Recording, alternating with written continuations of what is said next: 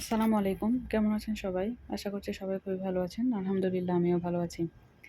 দেশে যাওয়ার জন্য খুবই প্রস্তুতি চলতেছে। যার কারণে আমি একটু খুব এখন অবহেলা করতেছি ভিডিও দিতে।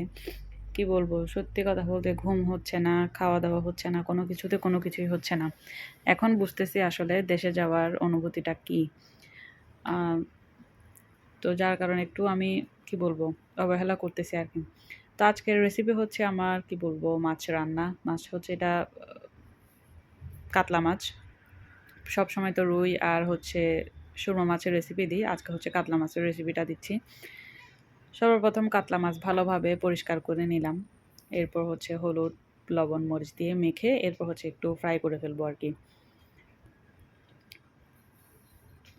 রান্না-বান্নার ভিডিও আসলে খেতেও ইচ্ছা করতেছে না, যার কারণে ভিডিও করতে আসলে খাবার তো খাচ্ছি কিন্তু ভিডিও করতে ইচ্ছা করতেছে না আরকি। তো ভাবলাম যে আজকে একটা রেসিপি দিই। আপনাদের সাথে আমার একটু দূরত্ব হয়ে গেছে। মনে হয় আমাকে ভুলে গেছেন, সেইজন্য আর কি করব। আবারও আমাকে মনে করার জন্য আপনাদের সাথে আমি কানেক্টেড হতে চাচ্ছি। তো কে কোথা থেকে দেখতেছেন আমার ভিডিওতে অবশ্যই কমেন্ট করে জানাবেন। আর আমি দেশে যাব, আমার পরিবার, পুরা পরিবার দেশে যাবে। পুরা পরিবার বলতে আপনাদের ভাইয়া ছাড়া আমার যা, আমার শাশুড়ি সবাই দেশে যাবে।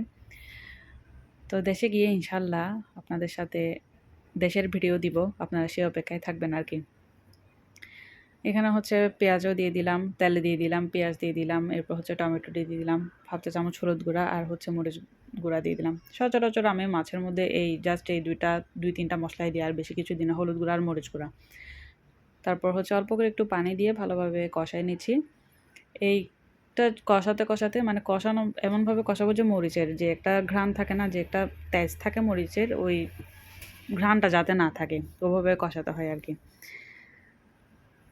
তো আমার চাইতে হয়তো আমার আপুরা, ভাইয়ারা অনেকেই আছে খুব ভালো, ভালো রান্না করতে জানেন। আমি হচ্ছে কি বলবো, খুদে রাঁধুনি।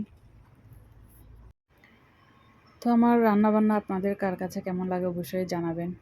আপনাদেরকে তো খাওয়াইতে পারতেছি না, সেটা হচ্ছে অন্তরের অন্তরস্থল থেকে কি বলবো, আমি দুঃখ প্রকাশ করতেছি। ভালোভাবে যদি কোনো একদিন রান্না করতে, করতে যদি কোনো একদিন একটা কি বলে ওই রেস্টুরেন্ট দিয়ে দিতে পারি, তাহলে হয়তো আপনারা এসে খাবেন আরকি। তো হচ্ছে কি বলবো, আসলে কথাও মাথায় আসতেছে না যে কি বলবো, কি করব না করব মাথায় আসতেছে না, যেটা সত্যি কথা। বাড়িতে যাওয়ার ওই যে ভূত মাথায় আসছে না, এখন কোনো কিছুই ভালো লাগতেছে না। এখন শুধু অপেক্ষা করতেছি কখন যাব। প্যাকেটিং শপিং করতে হচ্ছে, তারপর হচ্ছে আবার এদিকে বাচ্চারও অসুখ, সব কিছু মিলে আসলে খুবই একদম আ এলোমেলো হয়ে গেলাম আরকি।